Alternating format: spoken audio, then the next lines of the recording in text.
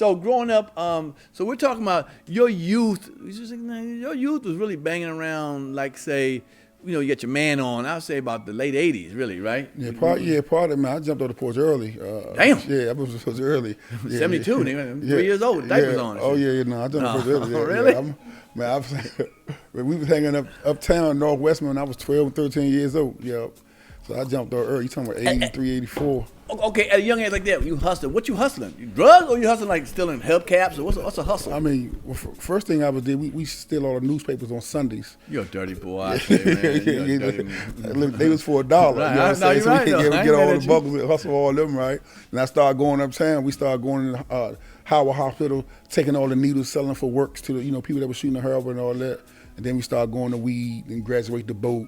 You know what I'm saying, and water and so on. I messed with her just for a second. I really couldn't handle it because it was sentimental to my stepfather. Just seeing a little use in that, right? Oh wow. Yeah.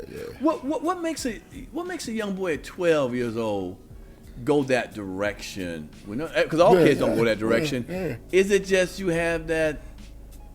That I want to have the latest clothes, my family can't afford it type of situation, or it's just like I don't want to go to school, fucking with what these white folks want me to be. I want to be something else. Or you saw other drug dealers. You said hustlers in the street. What did you? Yeah, believe it or not, I was good in school. I got good grades the whole time.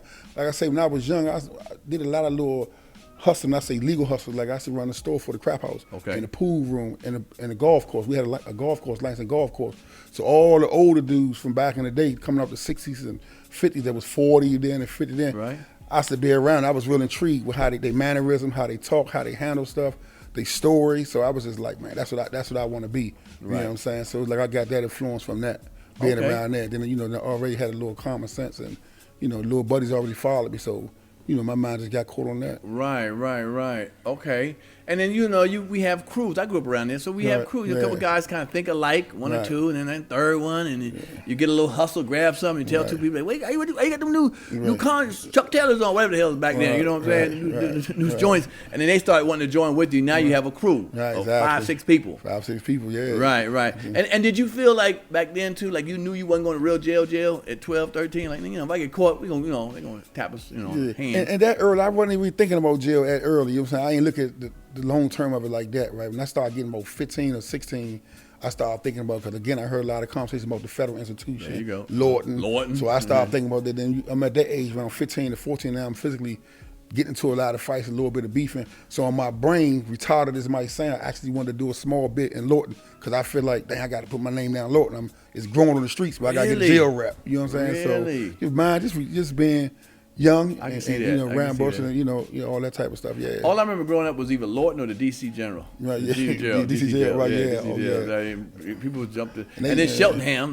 The Cheltenham. That's more Maryland. Juvenile, shit like that. Yeah. Okay, on Cedar Knoll. Yeah. Like you said, and it's unfortunately true. You have a rep coming from there, coming out of there. Yeah. You looked at differently. And then when dudes come home, it looked like they was getting like a superheroes, man. You know what I'm saying? That's Joe Block. He just left Louisburg, man. Everybody gave him the money. Girls messing with him. I was like, damn, that's cool. You know what I'm saying? Cool. But Sure. You ain't know. I ain't know what to dissect. All right. So at that age, you got into the drug game. And I know you're not here to glorify. We're gonna just talk about it. I know we're cheering. But okay, you obviously had to see other brothers, older, or other dudes in the neighborhood selling drugs of some sort.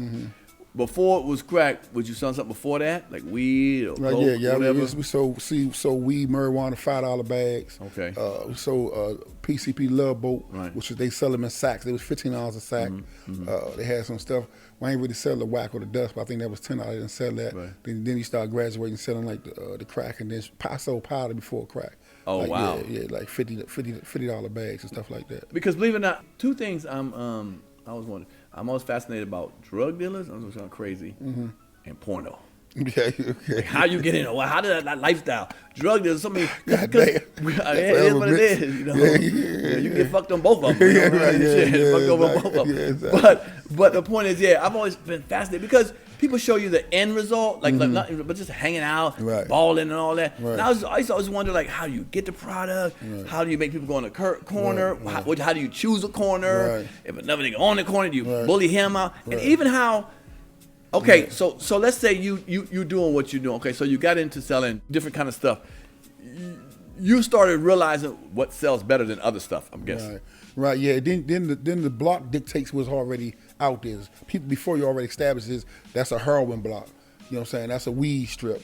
So that kind of established. Sometimes you create your own situation, but a lot of times the block already was there before you probably got in the game. Right. You know what I'm saying? So then it became different levels, because back when we first got in the game, you just couldn't really come out there and just get on the block, because first of all, sure, you know what I'm saying, people already was out there, and then you had to know somebody had some drugs back then. Okay. You know what I'm saying? When the crack came, it was falling out of the sky. You know what I'm saying? You know, everybody had it. Oh yeah. You know, but back then though, you had to know somebody, you know, to get out there. You didn't just come out there like that. And you had no fear being out there for the cops or other people shooting you or getting at you? Like, you had no fear?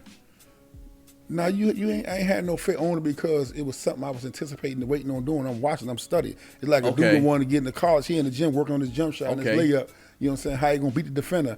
I'm already like, I wouldn't do it that way. I wouldn't mess with him. I wouldn't sell right there. You know what I'm saying? So it's like, and I'm ear hustling from the older dudes, and I'm around my peers watching their mistakes. So I really was on some ready to go. I was like a horse on a race waiting for the joint to come up. Right. Did you have to automatically get strapped? Back then, off the break, no, because it wasn't that time. What's your name right now? If you go try to hustle out of somewhere in another area that wasn't comfortable with, you gonna have to have something with you. But I kind of hustled right in my little corridor. You know what I'm saying? Everywhere where I grew up, like all the little places I was frequently going past, buying candy as a kid, knowing who played. And then back then, you knew everything. You knew who was the stick-up boys, who was the pickpockets, who was the drug dealers. It ain't like when crack came out, it just got scrambled up. Everybody said I can hustle. The stick-up boy, everybody was hustling. You know, Scarface say the world is mine. You know what I'm saying? No, right. Oh, because you know, crack decimated, but it also made a lot of people a lot of money, boy. DC, it was. I remember one time at my apartment. This was in '90. I was walking to my apartment complex, and I just looked down. And I saw a little crack bag. I grabbed one, and I walked about another 15 steps, and found another one. Picked another one. I picked like 3 of them. Right. So I had them in my apartment. I ain't no drug dealer by no means. But I was worried, like I was at work. I've been thinking like the maintenance man would come in and find everything. I'm a drug dealer.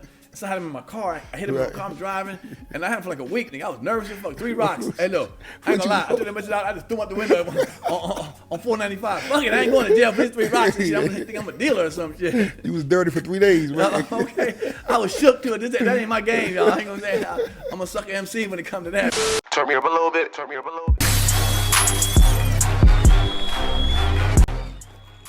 If you like that clip, hit the subscribe button or the notification bell. In fact, why don't you hit both of them?